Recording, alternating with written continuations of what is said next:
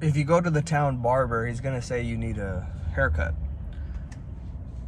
I bring this up a lot, something that I learned from Nick Peterson, and it's very important to be able to discern who you're getting your information from and what is their incentive for you to follow their guidance or advice. Salt has been demonized by the medical world, and then now people in general, people who have no clue about anything, they will be, oh, I gotta cut out salt, I don't want to eat too much salt, oh, my this, that, and the other. By the way, the same people who are concerned about this is why I love juxtapositions, is because the same person who has no problem drinking alcohol on a regular basis, which is a known, we know what it does, not to mention the amount of calories in it, not to mention the decisions you make afterwards, not to mention how shitty you feel afterwards. No problem imbibing the nectars of alcohol.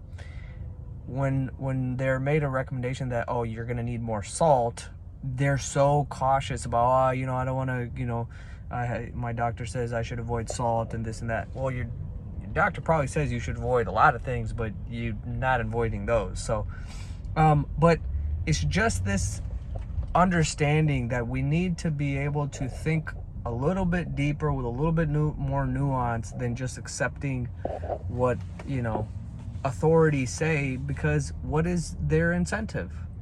They're the town barbers. They have some sort of incentive. I'm not saying they're evil.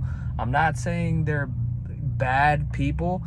It's just, what's the incentive structure, right? Because we're not here to go on crusades. We're here to figure out what's going to make me feel better, look better, and perform better. That's all I care about. I don't care about who did what and the conspiracy theory. I care about, okay, I know that salt is critical. Salt regulates water and hydration in my body. It's responsible for how much water and carbohydrate is in my, or glycogen is in my muscle cells. It's responsible for creating more blood volume, meaning you can get, versus where if your salt levels go down, your blood gets thicker. You don't have the same blood flow. So if that's the case, and for decades everyone has now been convinced that salt is bad for you, but then none of those people are healthy anyway, and the best athletes, the best people as far as physical health and performance goes, they're talking about how important salt is. Let me take a look, okay? And I've had these mysterious, I couldn't put my finger on it, cramps, almost debilitating cramps that would happen when I played extended periods of basketball. And I couldn't figure out why, because my diets hadn't changed, nothing had changed. Yeah, I played a lot more basketball in the last 2 or 3 years than ever, since my college days almost. But I just was like, so what? I'm healthy, I'm strong. I've had no physical problems, and the doctors haven't said anything. So it took some time for me to come back around and be like, oh, okay, might be salt. Did it need to take that long? Maybe, maybe not.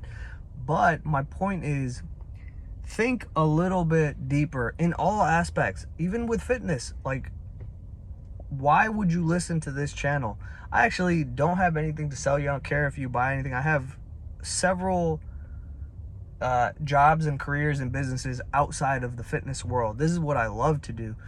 And also, it's not, again, somebody who is only a online coach and they're telling you something. That doesn't mean that they're bad. It just means it's your responsibility to decipher and discern the truth or the depth of their information, right? Because we don't want content for content's sake. We want content where either it's entertaining for us or it's helpful to us in closing the gap between where we are and where we want to go.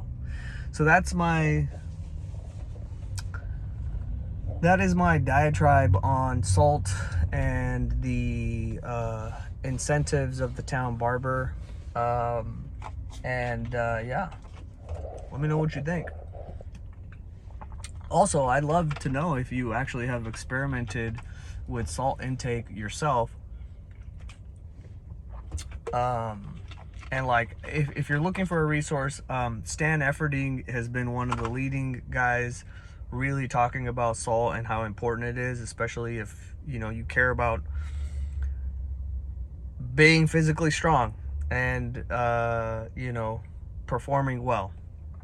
And Dr. Andy Galpin is another one. Dr. Mike T. Nelson, one of my good friends, he also has talked a lot about salt.